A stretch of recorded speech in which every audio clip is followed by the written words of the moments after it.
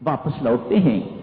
इसी बीच इंद्र देवता महर्षि गौतम का वेश धारण करते हैं, उनका स्वरूप धारण करते हैं। उनका वेश धारण करके बेचारी अहल्या पहचान नहीं पाती। वाल्मीकि रामायण अहल्या को निर्दोष कहती है, उसकी भूल नहीं थी। हां, उस वक्त उसने अपना विवेक जो है वह प्रयोग नहीं किया। मेरे पति कभी जिंदगी में इस प्रकार से कामातुर नहीं हुए, और वह भी इस वक्त जिस वक्त उनके स्नान का समय है। मानो उस वक्त ऐसी कोई माया का जाल कुछ बिछा हुआ था, वह ये बात भी सोच ना सकी, और संभवतः उसी के लिए उसे सजा भी भुगतनी पड़ी। इसी का फल उसे जो है वह भुगतना पड़ा।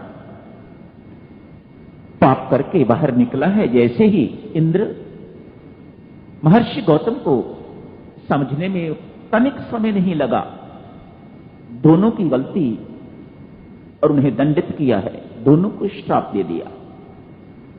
अहल्या को भी श्राप दे दिया, उसको जड़ बुद्धि बना दिया, जड़ बना दिया उसे। तू काष्ठ हो जा, पत्थर बन जा, धूली में रह, तुझे कुछ दिखाई ना दे, धूल में रमती रह अनेक वर्षों तक, हजारों वर्षों तक, जब तक प्रभु राम का आगमन नहीं हो जाता। इंद्र को भी शाप दे दिया है।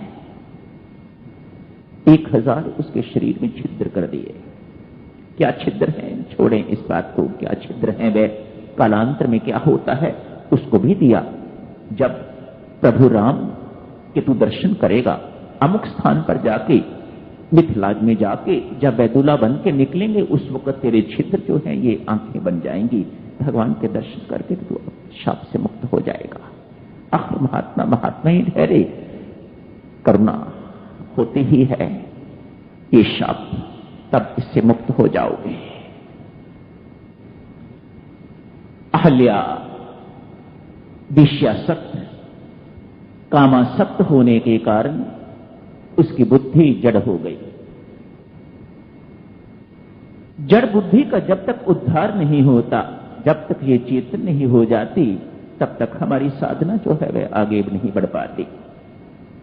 आज प्रसंग पढ़ा आपने, स्वामी जी महाराज ने लिखा है, जैसे ही अहल्या का उद्धार हुआ, कैसे हुआ उद्धार, स्वामी जी महाराज वाल्मीकि रामायण के अंतर्गत बताते हैं। प्रभु राम ने अहल्या के पांव छुए। रामचरितमानस ऐसा नहीं कहती। रामचरितमानस कहती है, महर्षि विश्वामित्र ने जैसे ताड़का को मारने की आज्ञा दी, ऐसे ही अहल्या के उद्धार के लिए भी कहा। कैसे? राम अपनी चरण धूलि से इस पत्थर बनी हुई अहल्या को उतार दो। कर्म निधान है महर्षि विश्वामित्र। अहल्या की कहानी सुनाई पहले, ये नहीं कहा अरे त्यक्ता है ये, ऐसा कुकर्म किया हुआ है इसने, छोड़ो इसे, क्या पूछना चाहते हो इसके लिए, ये कौन है कौन नहीं है, दफा करो इसे, चलो आगे चलते हैं मिथिला। ना, बड़े अच्छे ढंग से अहल्या की कथा सुनाई है। प्रभु का हृदय जो है वह द्रवित हो गया। न चाहते हुए भी अपने चरणों से उसे छू दिया है। प्रश्न उठता है, ये करामात चरणों की है या धूलि की या दोनों की? रोचक प्रसंग है।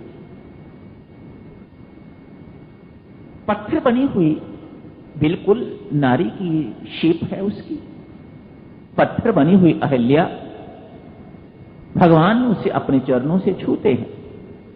हुक्म है गुरु का, आप इसे अपनी चरण धूलि प्रदान करके राम इसका उद्धार कर दो, इसे चेतन बना दो। नंगे पांव तो वे चल ही रहे। आगे जाके जैसे बालकांड की समाप्ति के साथ ही